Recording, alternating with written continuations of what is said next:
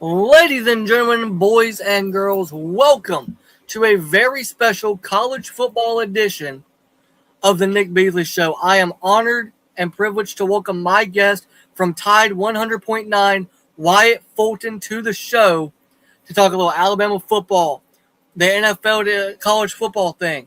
Does the SEC need to win a championship this year? And Kalen DeBoer, year 3 expectations. But let's kick it off with Alabama naming their starting quarterback. It is the redshirt freshman Kalen Russell. Wyatt, how did this come together? How close was this battle? And how hard of a decision was it for the program? Because I know the coaching staff loved Austin Mack. Yeah, this battle was really close throughout spring practice and even going into spring practice. I had said I think Kalen Russell will win this job as the battle progressed on, but at that point I was still leaning Austin Mack because he was the veteran guy, because he had followed this coaching staff from Washington to Tuscaloosa, and even coming out of spring ball. I understand Kalen Russell had the really explosive A-Day, but even still, I still leaned Austin Mack in this battle. And even entering fall camp, I was leaning Austin Mack. But as Alabama got into more good-on-good situations, scrimmaging-type situations, and 11-on-11 stuff, that's where Kalen Russell really started to separate himself when you look at the explosivity factor, right? That extra factor that he brought with his legs, those playmaking abilities that we saw so often at Duncanville High School during his high school days. And that eventually Kalen Russell did separate himself in this job, getting, a lot of the reps with the first team throughout this last week of practice. And then most of the reps with the first team in that second scrimmage. And they announced the starter on Saturday, but it was a very tough decision, right? Because Kalen DeBoer really and truly felt like they could go win with both of these guys. Austin Mack doing what he does really well, which is standing in the pocket and delivering, over the top of the offensive line when you look at his height and his size, versus Kalen Russell and what he brings to the table as a dynamic playmaker. And I think what ultimately won him the job was the extra what-if factor that he brought to a defense, right? Where a defense says, okay, what if Kalen Russell runs this football? What if this is an RPO? What if they hand this football off? And so just that extra layer that creates a half second of hesitancy for defenses, I think is what ultimately won Kalen Russell this job, because Kane Womack and Alabama's defense had to go up against it in 2 scrimmages, and you saw Kalen Russell have a little more success in those scrimmages than what Austin Mack did. Yeah, I'm not going to lie. Going into the season, or going into camp, I wanted Austin Mack to win just because of the story it would have been. Another guy that sat there, that followed Coach DeBoer and Ryan Grubb from Washington, came over, sat behind Ty Simpson, sat behind Jalen Monroe, waited his turn. And also, Ryan Williams said at SEC Media Days, like, he's a human playbook.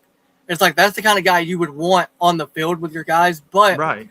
I also look at it like, this is an opportunity for Austin to, he won't start this year, but we know in college football you always have to be ready. And what a privilege it will be for Russell to have Austin in the quarterback room, in the locker room, on the sidelines, on the bench. Like, if he is a human playbook, like Ryan Williams said, that's just going to be another extension of a coaching staff that they can trust Austin to go up to Keyline and say, hey, man, this is what I saw on this play. What did you see? And they can have that conversation, which in college football, the way the transfer portal is, a lot of guys are losing that veteran presence to be able to speak to that guy and say, hey, this is where you might have messed up. What did you see? What did you not see? And I think that's going to be great for both quarterbacks. And wherever Austin goes, whether he transfers or whether he stays at Bama another year because he just loves his staff so much, I'm going to be rooting for him. And when he gets to the league, I'm going to be rooting for him. No, I like Austin Mack a lot. I think he's a really good kid. What's up, Herb Raj? But he's a good kid. And I really am proud of him in the sense that, like, he did stick through this quarterback competition, because he had offers in the transfer portal, even when he was the favorite, quote unquote, the leading guy to win this job after Ty Simpson declared for the NFL draft. He had offers in the transfer portal. So the fact that he stuck around and he was willing to go through it and compete with a young kid who's got all the talent in the world in Kalen Russell, I give him props for that. And so I really like Austin Mack, and he's got a fan in me wherever he goes, whether he transfers to, Oregon State with Jamarcus Shepard, who was the co-OC last year, or Michigan State with Nick Sheridan and, him being the offensive coordinator in 2024, or maybe he goes somewhere else. He's from Folsom, California. I think he'd be great in Lincoln Riley's system, especially with Jada Maava probably leaving after this season. Riley and USC just lost a 5-star quarterback in Hassan Longstreet. He transferred to LSU to go be the backup to Sam Levitt. So I think there's going to be plenty of opportunities for Austin Mack, whether he does decide to, or if he does decide to hit the transfer portal. And right now he's going to serve as Alabama's backup. And we saw it last season, right? He's a heartbeat away from being on the football field playing meaningful reps, because he had to do it in the Rose Bowl against Indiana, where Ty Simpson goes down and Austin Mack comes out. And hey, guess what, Austin? We know you haven't really played a ton of snaps. We know you haven't played in anything but 35-point blowouts. But now here you go. You're down by 28 in the Rose Bowl in the college football playoff.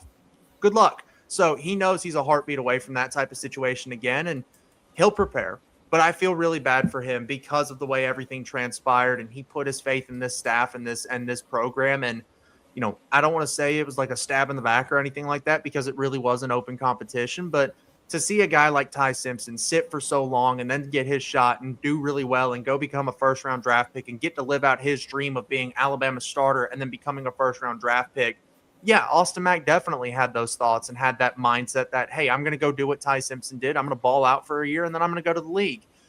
May not play out that way, but I still really like Austin Mack, and he's a heartbeat away, so he needs to stay ready.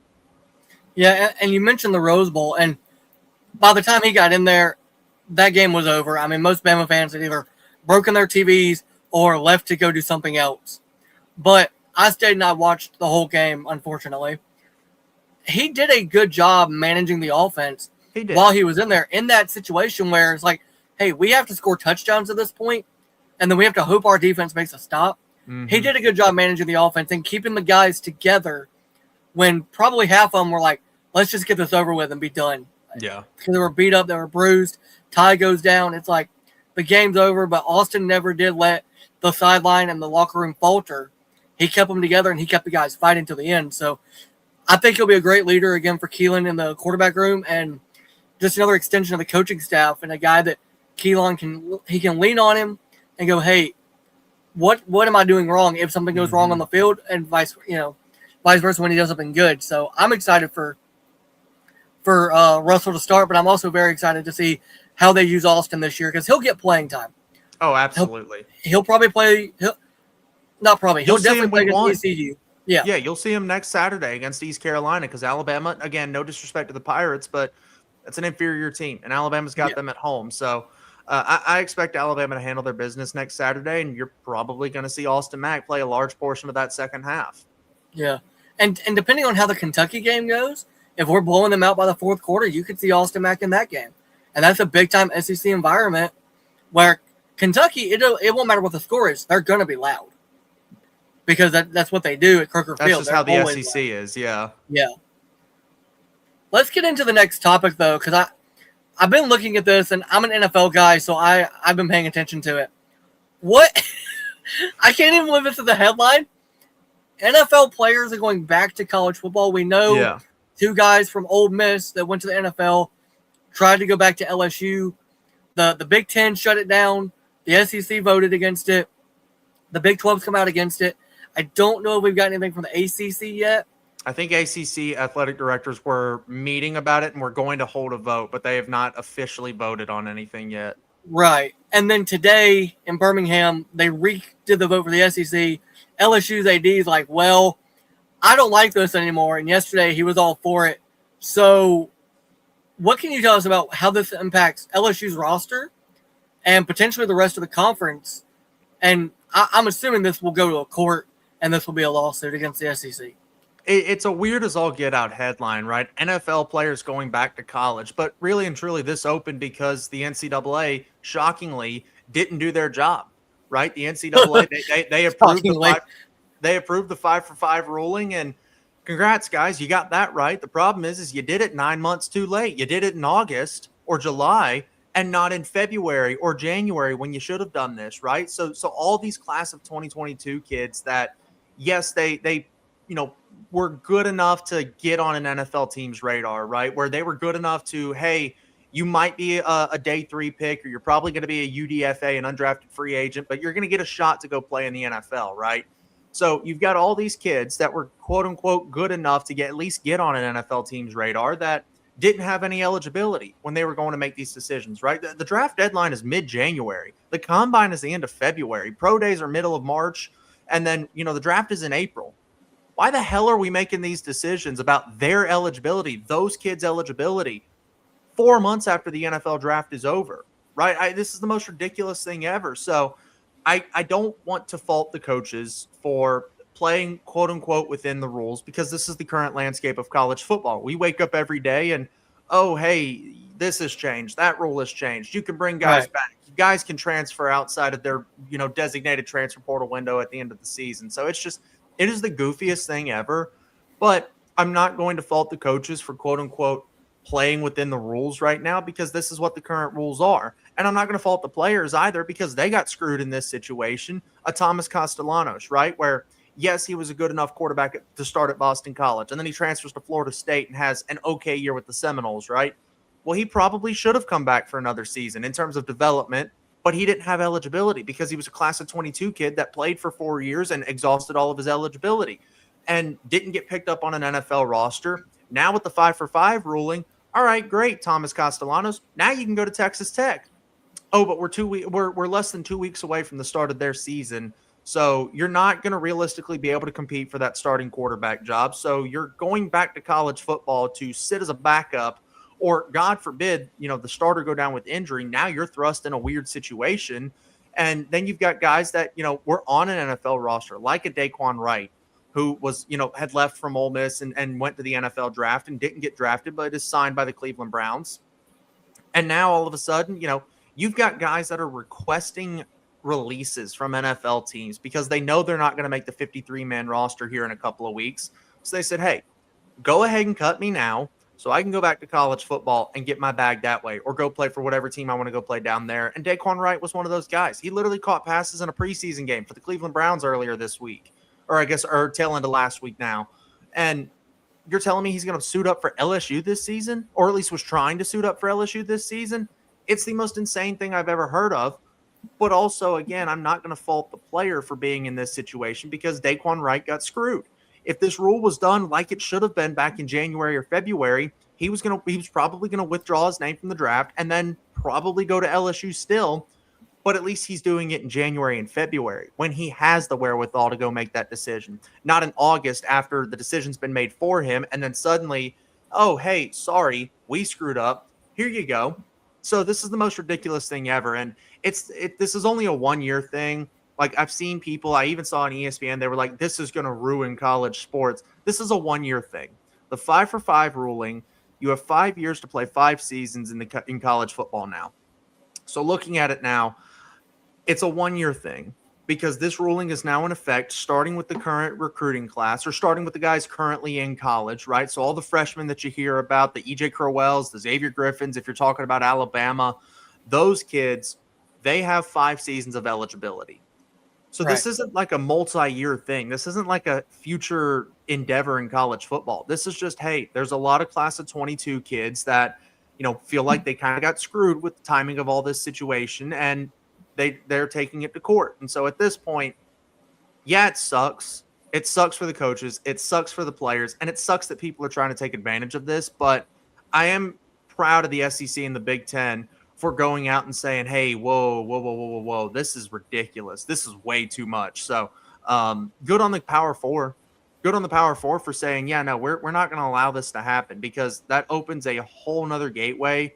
If somebody else, like if they legitimately said, okay, yeah, Daquan Wright, you can go play at LSU.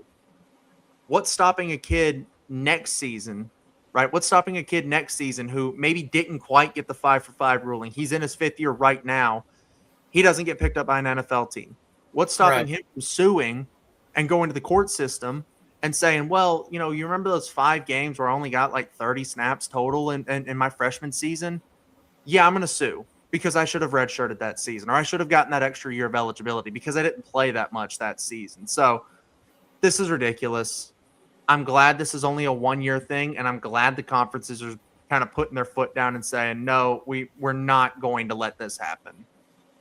No, I agree with you.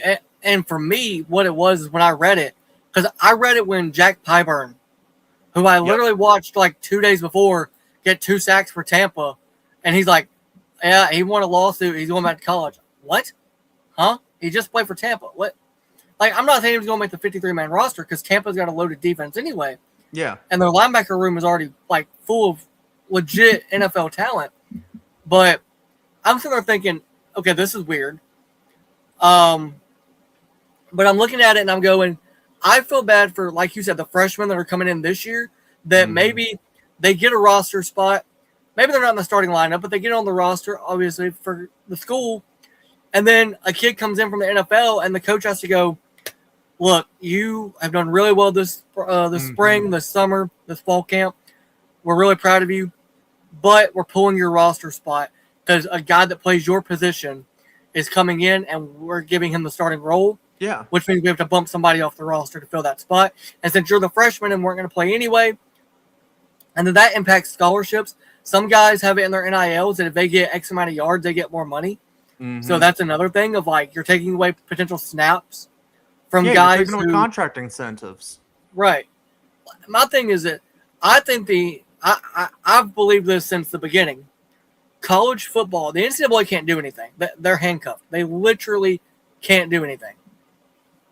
College football needs to get a commissioner like the NFL has, like the NBA, like the NHL, like all the pro leagues. Stop treating these kids like they're just college athletes. You're paying them millions of dollars, in some cases more than what an NFL practice squad player gets anyway. Yeah. So just they're pro athletes. If you don't want to say that, okay, they're minor league athletes. The MLB has the minor leagues and the major leagues. Yeah. These kids are minor league players. Like, at some point, we just need a commissioner. And I can see Herb saying, I can't even believe this is a thing. Yeah, it's insane. And then Herb would like to nominate Coach Saban. I second that nomination for commissioner. So, Coach Saban, you got Bama fans wanting you to be in charge of this. Yeah, I mean, you know, I think, you know, commissioner of college football is probably something that needs to happen. I don't know. I don't know who it'll be. Maybe it's Josh Pate. Maybe it's Nick Saban. Maybe it's, you know, I don't know who it's going to be. All I know is I am not qualified to be in that position, but they can have at it. I like talking football. The fact that in order to be a college football reporter now, you have to be damn near have a law degree just in general. Yeah. You almost have to have a law degree at this point. And, you know, you got to be all up to date on restraining orders and legal jargon, and you got to have an attorney on speed dial. I absolutely hate it. Right. It's the most miserable thing ever. I want to talk about storylines. I want to talk X's and O's. I want to talk about the fact that, like, Jada Mayava at USC, right, is a very good quarterback. He had last season at the Big Ten, in the Big Ten, he had a top 10 single season passing yard in Big Ten history. Like, I think he's number 10 all time in single season passing yards in the Big Ten. Like, I want to talk about that kid because he's going to be a really good football player, and he's got plenty of games against USC and Oregon and Ohio State, or against Indiana, Oregon, and Ohio State this season to go prove his worth and prove that he's a meaningful contributor in college football and is worth an NFL roster spot next year. I want to talk about that. I could not give a rat's behind about restraining orders and lawsuits and courtrooms. That is not, if I wanted to do that, I'd have gone and been a news reporter. I like talking sports. Right. Let's just freaking talk ball, which is why I'm so excited that the season is finally here. We have games this Saturday. We play week 1. The rest of the country kicks off next week. I'm so excited that we actually get football back because I'm so sick and tired of restraining orders and courtroom cases. Well, you mentioned I'm sick of it too. And by the way, not just Saturday. We have, I don't know if you watch a lot of FCS games, but there is going to be a loaded slate Thursday through the weekend. Tomorrow. Yeah, we've got a whole slate. In fact, I tweeted it out today. From 5 o'clock tomorrow afternoon until Monday morning, don't bother me. I'm going to be watching football. Like, and also the NFL is about to kick off. So, like, I'm back in football. I woke up this morning. I could smell it in the air. It's football season. And you said you like talking about competing teams and championships and real storylines that matter outside of lawsuits. Let's talk about a storyline that does matter. Does the SEC need to win the national championship this year, given the Big Ten has now won the last 3? Michigan cheated. I'm not convinced Indiana didn't cheat, and I'm still convinced that Ohio State did. But does the SEC need a team to win it? And out of all the conference teams, who would be your top, let's say top 5, that could actually go win the championship this year? I like the second half of that. I like the second half of that question there. So first off, does the SEC need to win the national championship? I mean, they'd love to, right? You don't think people would love SEC fans? Greg Sankey would love to hear SEC raining down in Las Vegas as you've got the confetti and one of your That's right. It is in Vegas this year, isn't it? Yeah, and one of your institutions hoisting that trophy. They'd love it. I'd love it because I host an SEC football show every single day. I'm a Bama fan. It would be great content for me to be able to say, yeah, the SEC won the national championship. But do they need to? I don't necessarily think they need to, right? Because the SEC, you ebb and flow, right? In college football, it's an ebb and a flow, right? The SEC will go through a dominant run and then they'll kind of fade out a little bit and then they'll power right back. And I think we're in that ebb portion right now of the SEC where, like, for example, the SEC had a really good run in the early 90s, right? And then they kind of faded back a little bit with Nebraska taking over and the Miami and a couple of those teams in the late 90s. And then the SEC had another, LSU popped in 2003 and won that national championship. And then the SEC kind of faded out again when you look at, 2004 was USC, 2005 was USC Texas. And then, boom, the SEC's back in full force, right? 06 Florida, 07 LSU, 08 Florida, 09 Bama, 10 Auburn, 11 and 12 for Bama. I mean, that was a heck of a run from the SEC right there. And then, all right, they fade a little bit. And again, you're talking about one of the most, if you talk about college football, you cannot do it without telling the story of Nick Saban at Alabama, and you can't do it without telling about the run that the SEC had. But realistically, You're talking about in the modern era of college football, or at least the BCS and CFP era, you're talking about one of the most outlier type of runs ever with what Alabama did under Nick Saban. So, but even still, right, they had an incredible run. 13 Auburn was in the national championship game and Florida State beat them. 14 Ohio State wins it. And then it is just Alabama, Clemson, LSU, Alabama on that incredible run from the late in the late 2010s there. And even Georgia in 2021 and 2022. Right. And then here comes the Big Ten. So I think right now we're in one of those ebb cycles with the SEC. The SEC is going to power back because the SEC has been one of the more constant conferences in the sport, right? They've never been at risk of disbanding. You know, as good as the Big Eight was with Miami, where's the Big Eight now? Where is that conference now, right? When's the last time the Big 12 team won the national championship? When's the last time somebody not named Clemson out of the ACC won the national championship? When's the last time the Pac-12 won a natty? They're not even a conference anymore. I was going to say the Pac-12 barely exists right now. They're a G6 conference. They almost had Texas join that conference back in the 2010s. Texas almost joined that conference. Now the conference, their marquee team is what? Boise State. You went from Texas to Boise State. No disrespect to the Broncos, but that's your marquee team, and you're supposed to go compete with the Big Ten, who's got Ohio State, Michigan, and now has added USC and Oregon.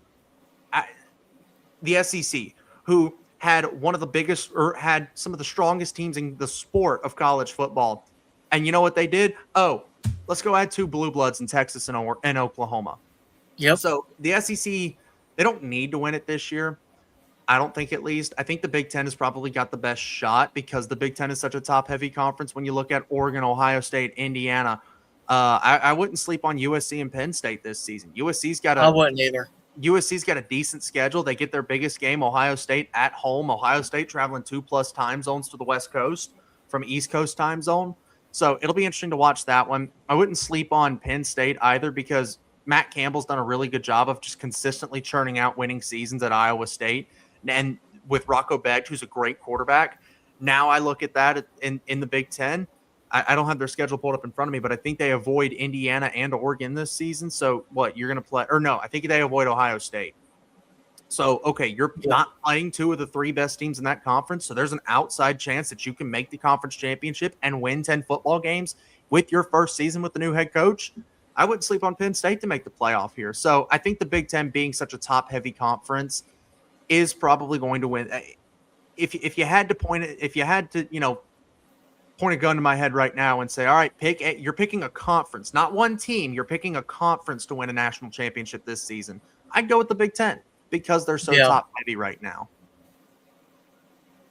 No, I don't disagree with you. I mean, like you said, they have Indiana, who, say what you want, Cignetti is a great ball coach, and he always has his guys ready to play.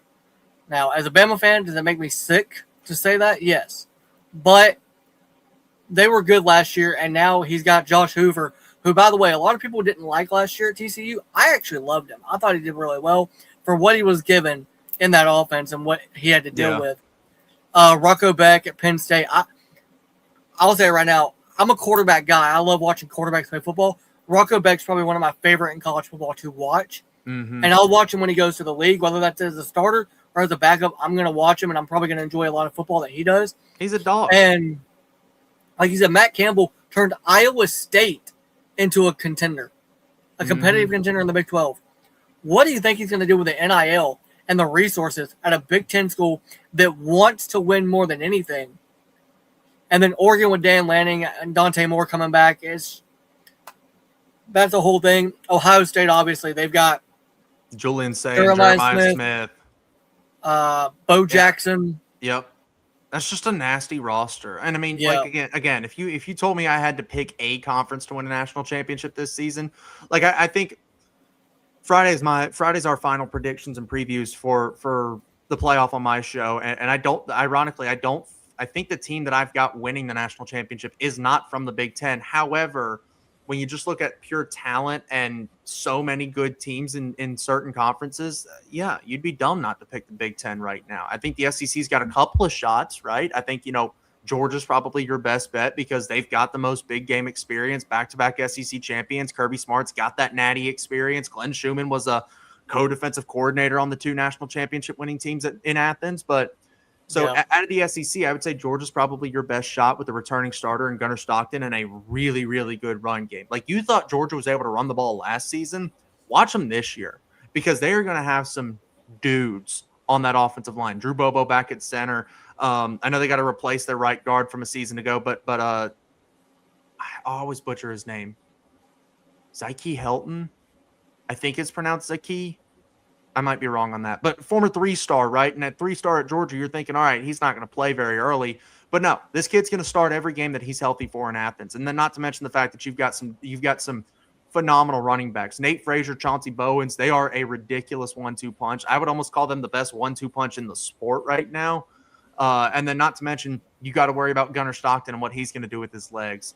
So and Georgia's got the best tight end room in the country, bar none. So if Georgia can get some effective play out of their wide receivers, they don't have to be 1,000-yard guys, but if you've got 2 or 3 guys that can record, 700, 800 yards in the regular season, I think Georgia's going to be in a great spot this season. I think Texas has got all the talent in the world to go compete for a national championship. It's just, can that offensive line, can they replace Trevor Gooseby, number one? Because it seems like he may not be healthy to start the season after suffering a scary knee injury a couple of weeks ago. Non-ACL, I think they said it was a bone bruise, according to, I think it was Anwar Richardson.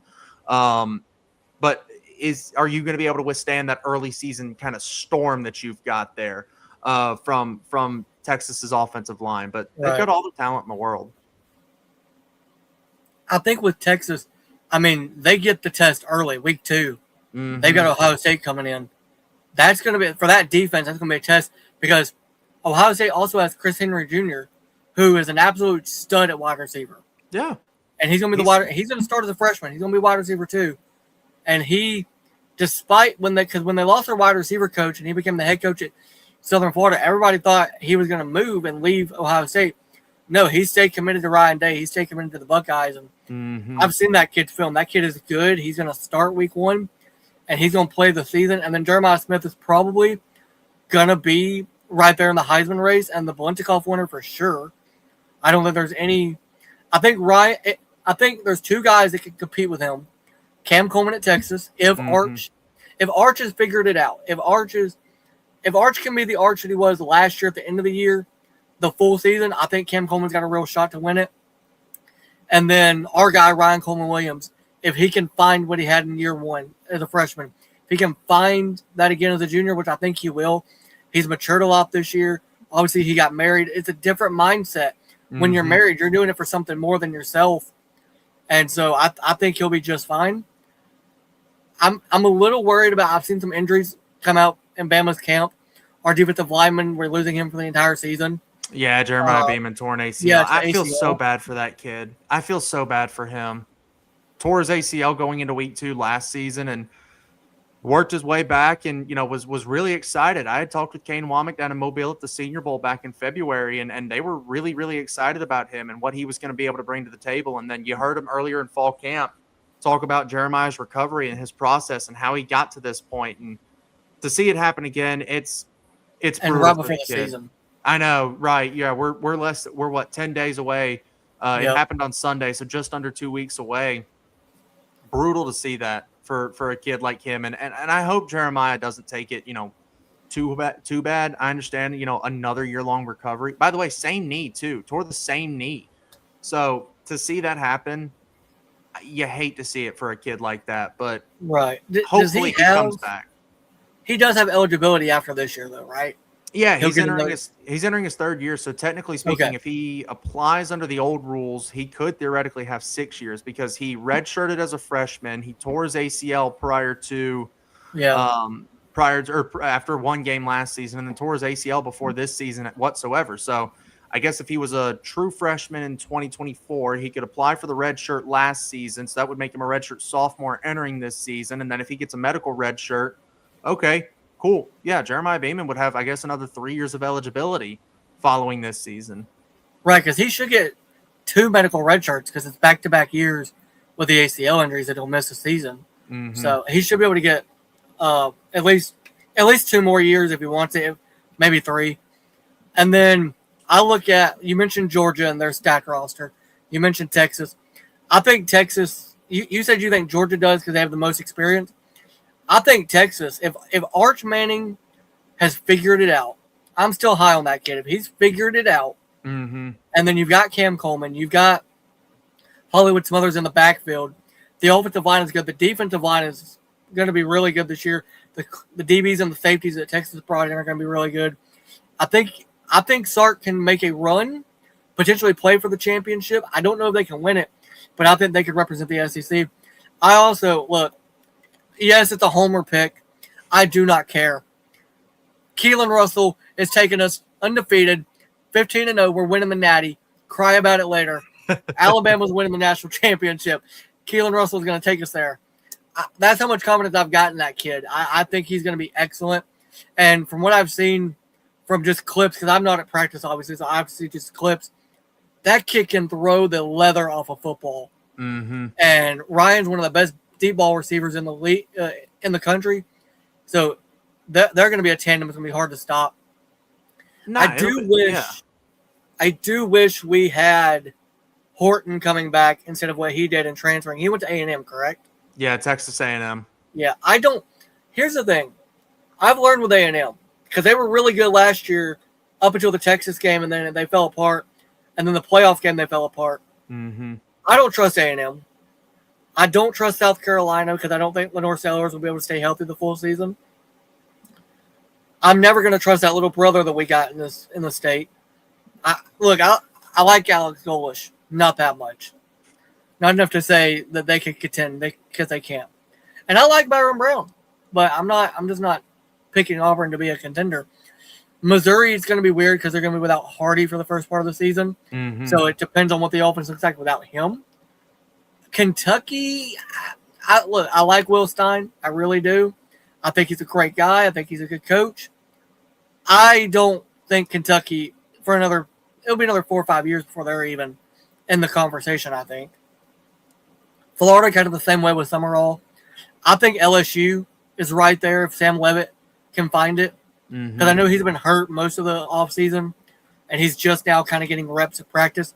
But if he's fully healthy going into the season and that offense can work, I think they'll be just fine. Because Lane, you look at what Lane did at Ole Miss, and Ole Miss is another one. They're bringing back Chambliss. What's the running back they've got? Kewan Lacey. Yeah, they're bringing him back. So they're bringing back the nucleus of their offense. And look, I think Pete Golding is a good coach. I think he's a good coach. I think they'll be okay. I am very excited for that Week 3 matchup when LSU has to go in there. LSU, I believe Lane has to go to Ole Miss and to Tennessee this year on their schedule. Yeah. Lane's got to go to Oxford, and Lane's got to go to Knoxville. And then, by the way, you also got to still play Texas A&M, still got to play Alabama, still got to play Texas. And so this is going to be a fun schedule. This is going to be a really fun schedule to see Lane Kiffin kind of return to all these places that, maybe didn't love him during his tenure at these at all these different stops. Because this guy's now been to 4 different SEC schools with Alabama, Tennessee, Ole Miss, and he's now at LSU. Yeah. And he's been a head coach at all of them but the one. All but Bama, yeah. And he's collecting SEC teams like Infinity Stones right now. Yeah.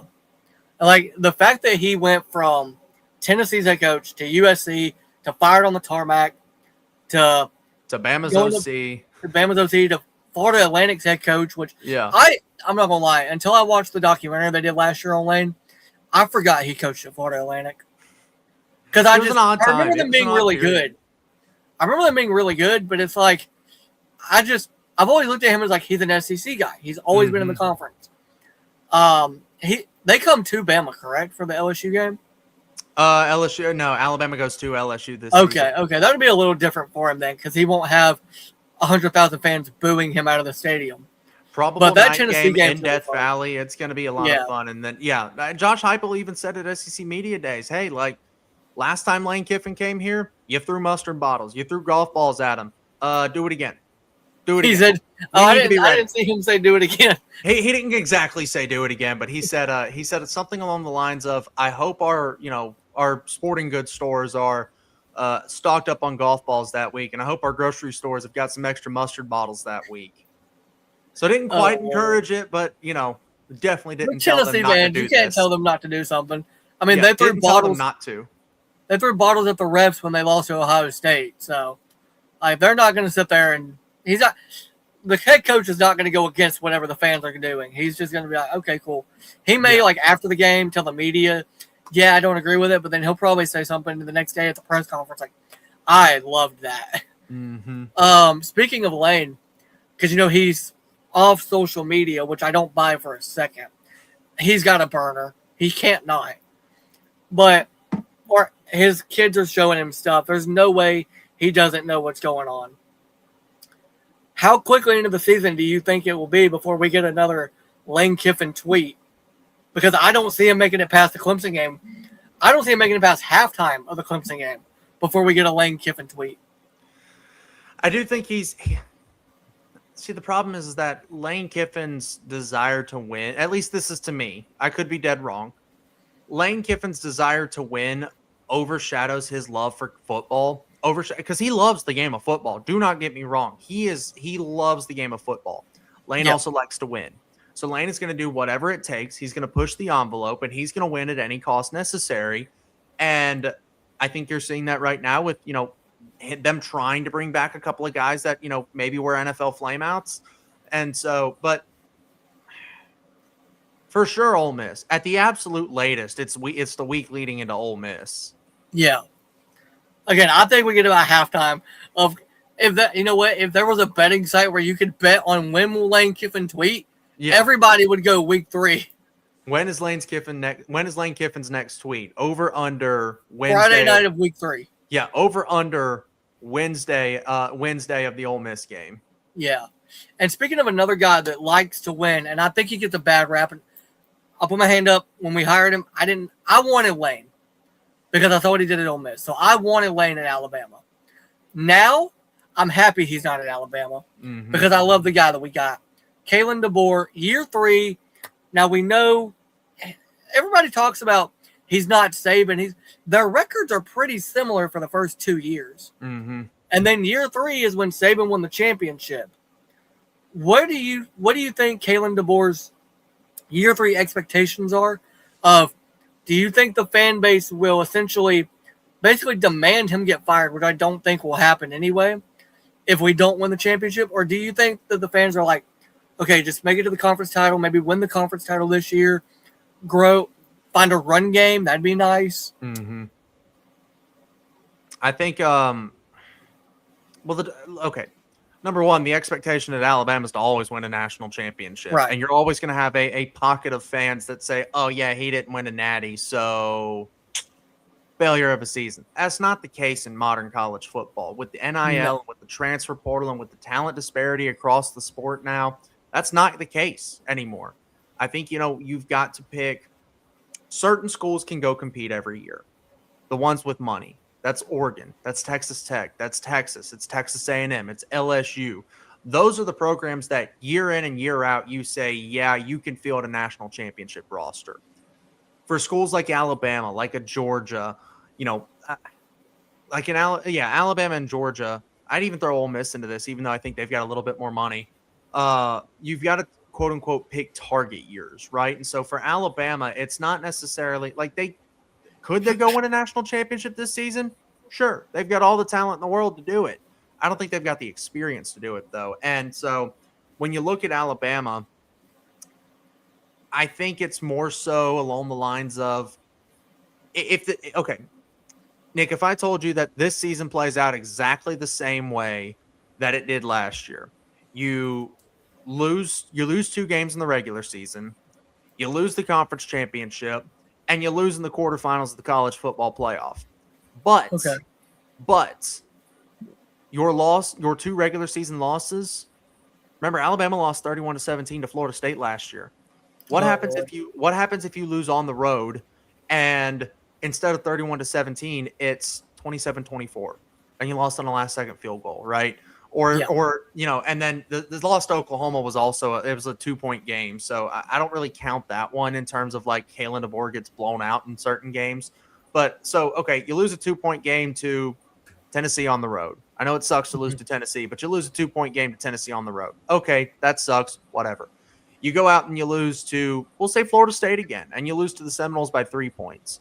Then you get to the SEC championship and you lose to Georgia or Texas, but instead of losing by 21, you lose by 10, right? And then you make the college football playoff, and then you go and win your first round game. Hopefully it's in Tuscaloosa because I'd love to go cover a home playoff game in Bryant-Denny Stadium.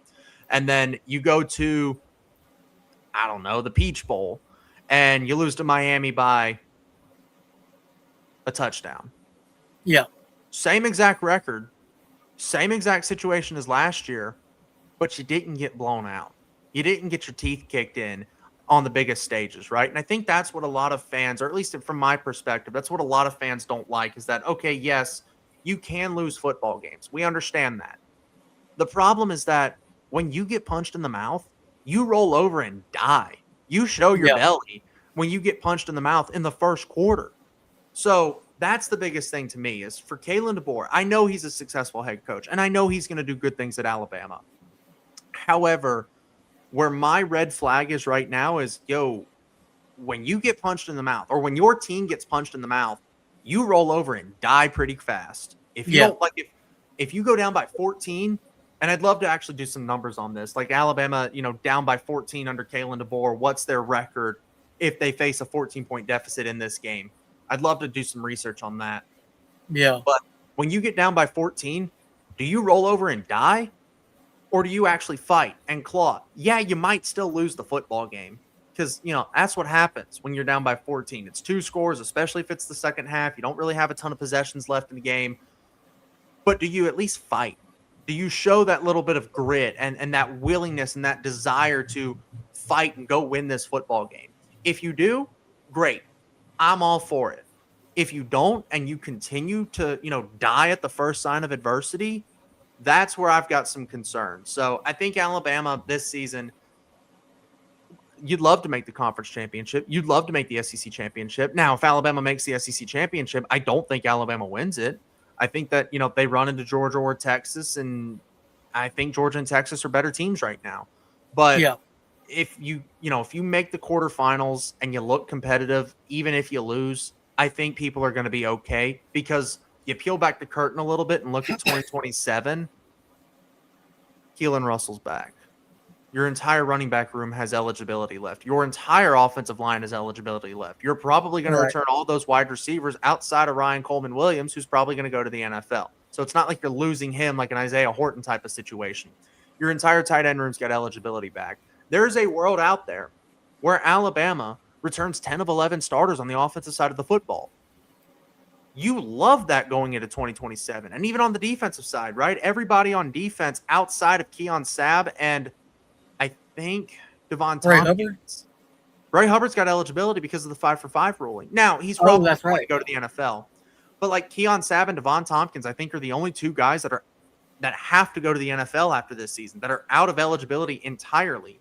So theoretically, this won't happen, but there's a world out there where out of your 22 starters, Alabama brings back 19 of them on a team that makes a quarterfinal there. So, and again, that's probably not going to happen, right? Ryan Coleman-Williams is probably going to go to the NFL. You're going to lose some guys here and there in the transfer portal. Xavier Brown and Bray Hubbard are off to the NFL, but and probably Jan Pierre as well, but you've got a lot of returning talent next season. And then you've got guys behind them that are going to play meaningful snaps, right? Justin Hill behind Jan Pierre, Ivan Taylor and Xavier Mincy at safety behind Bray Hubbard and Keon Sabb. Chuck McDonald's going to get a lot of reps. Jordan Edmonds going to get a lot of reps behind Xavier Brown.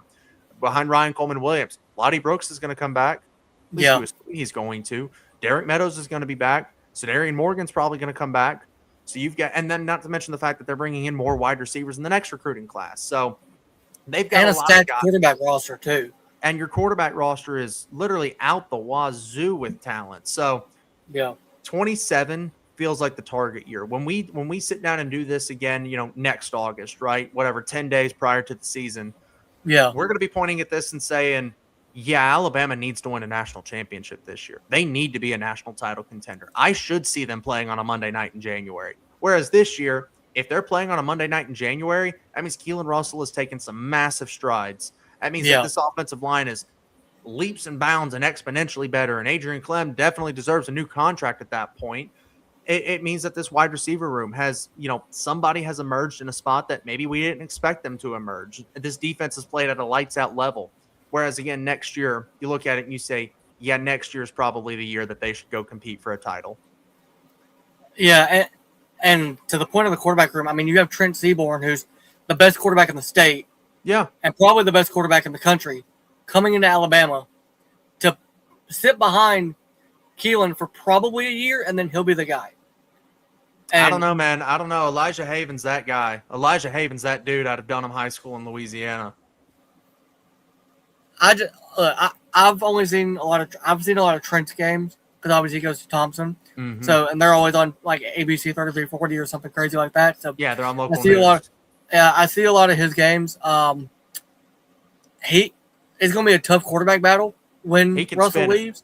But both those guys could absolutely start for us and win us a national championship. And also, Seaborn was, as an 8th grader, a starter for the high school team, and he's won 3 state championships with that. So I know he's a proven winner. I'd have to go look at Haven's tape a little more. I've seen some of it. I'd have to really do a deep dive on him. I kind of agree with you, though. Like 2027 feels like the championship year. And that scenario you just gave me of going 10-2 again, making the conference title, but not getting blown out, making it to the quarterfinals, but not getting blown out, I'll take it. Because when I look at the schedule, there's 2 games that I realistically could see Bama losing. And I hate to say it. I realistically could see us losing to Tennessee because it's on the road. Yeah. And Neyland Stadium has always been a headache for Bama, especially the last few years. And then I could see us losing to LSU because it's on the road in Baton Rouge. And I really think Lane Kiffin, there's 3 games I think Lane is circling. Ole Miss, Tennessee, Alabama. Yeah. He is going to make sure his guys are prepared. Barring injury, of course, those are the 2 I could see us losing. I don't see us losing to Georgia because it's a home game and we beat them in the regular season anyway, every time. I'm not even going to mention that last game of the season we play. They know how that's going to end, and they can cope with that. They'll be lucky if they can get 7 wins this year. Realistically though, and the Florida State game. Now, if we lose to Florida State again, and this time it's a home game, and Herman Roger there, I'm going to call them bad luck. I just am. Look, you don't know it. You may not know this. They go on the road to road games. We lose every road game they go to. So we've banned them from going to road games. Yeah, they're not allowed to go anywhere anymore. Yeah, in fact, when they were mentioning possibly going to a game, I was like, I will take y'all off the no-fly list. You're on the list now. You cannot, and I don't have the power to do it, but I will find somebody that does. No, but man, I appreciate you coming on and taking the time out of your busy schedule and out of your day to do this. Yes, sir. Guys, before we get out of here, make sure to go to elephant-inc.store for official Nick Beasley Show merch. It helps out the channel and it's much appreciated. Also, make sure to like and subscribe. Make sure to download the Tide 100.9 app and listen to Tide Radio 24/7. I listen to it all the time. Wyatt's always on there, and he absolutely kills it. He's the best in the game when it comes to Alabama football news. Wyatt, where else can they find you on YouTube and across social media? Yeah, the Deep South College Football Show. We talked with Brooks Austin earlier today about some of the quarterback announcements around the SEC. Spent a lot of time on Kalen Russell. Also talked with Aaron Taylor, former Notre Dame offensive lineman and CBS Sports college football analyst. Talked with him a couple of days ago about just offensive line play and what Alabama can do and some of the offensive lines around the SEC. So that is the Deep South College Football Show. Just head on over to YouTube and type in Deep South CFB and hit that subscribe button. And then as always, you can find all of my Alabama coverage right there on that at @FultonW_ on Twitter, X, whatever you want to call it these days.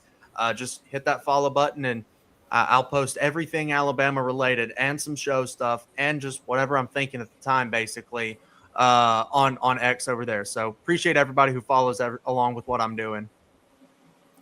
Yeah, man. And again, I'll say it right now, the best college football insider in the world, Wyatt Fulton, is the best when it comes to Alabama news, college football news, and he's a great guy.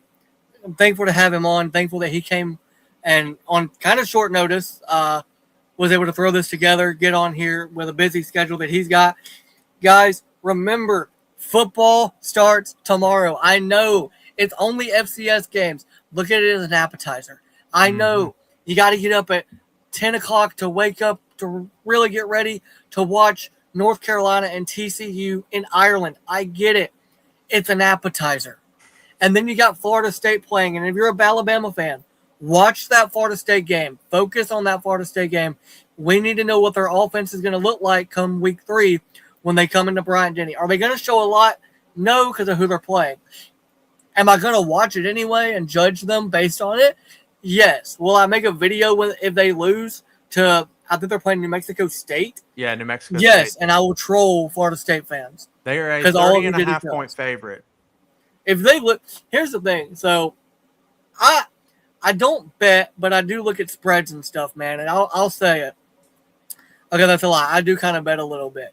And I'll say it, man. The 30.5 point line, I feel like taking the cover on that for New Mexico State.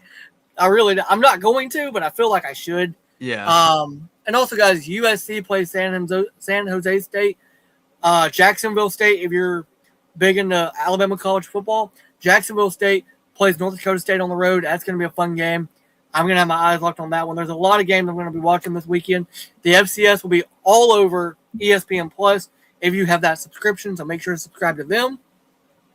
ESPN, you can pay me for that promotion there, even though you didn't ask me to do it. You can send me the PayPal. All right, I'll text it to y'all. Y'all can make sure to get that over to me. But guys, it's football season, and again, I will be live every Friday after the Thursday night game to preview the rest of the weekend for NFL football, and then I'll be live on every Tuesday to talk about the weekend. So every Tuesday and every Thursday I'll be live, or every Tuesday and every Friday I'll be live, and then I may stream some games. We'll see. If there's a game that I'm really interested in, I'll definitely stream it. I'm going to be streaming the Bills-Ravens game. That one I know for sure I'm streaming because I love Lamar Jackson and Josh Allen. I'm definitely going to be streaming the Rams game when they open against San Francisco here in a couple days. So make sure to check that out. And guys, again, make sure, if you haven't already done it, at @FultonW_ on Twitter, go follow him. He's the absolute GOAT. Go make sure to download. It's a free download, Tide 100.9. Download it. Listen to Tide Radio when you're driving, when you're just chilling at home and you want to throw something on. Make sure to go check out the Deep South College Football Show on YouTube. Make sure to show support to Wyatt. He supports my channel. He supports Herman Rogers' channel, Roll Tide Nation, Big Mike, all those guys. He supports all of us. make sure to go show him some love and some support. And, man, I cannot wait to see what the season is and what you guys get up to over there on Tide 100.9. And I will definitely be listening Friday night, as you guys will be covering all of the high school football around the West Alabama area. I listened to it last week after the games. I'll be listening to it again. It'll become a Friday night ritual for me that I have to listen to it. And I'm happy to listen to it. I love the show. And I cannot wait to see, again, what you guys get up to over there. And I saw y'all got a new guy in there for a new writer. Yeah, Davis Cornell. He's joining the team as an intern and a writer. So we're really excited to have him on here as well. Yeah, I have not read I saw the first article he posted. I have not read it yet. I'm definitely going to go check that out when I have time and absolutely show him some love. Guys, thank y'all. Love y'all. Make sure to check out Herb and Rogers' stream after this on YouTube. They've got Big Mike coming on. They're going to be talking SEC ball minus Alabama, and then he's got a surprise team that he'll be covering. I don't know which team it is. Herb wouldn't tell me. He said I had to watch the show. So I'll be on there. I'll check it out. Be in the comments, guys. Be live. It's a Wednesday night. Herb's a great guy. Rogers is a great guy. Big Mike is a great guy. Wyatt, you are a great guy. Thank you again for doing this. Love y'all. Thank y'all. Bye.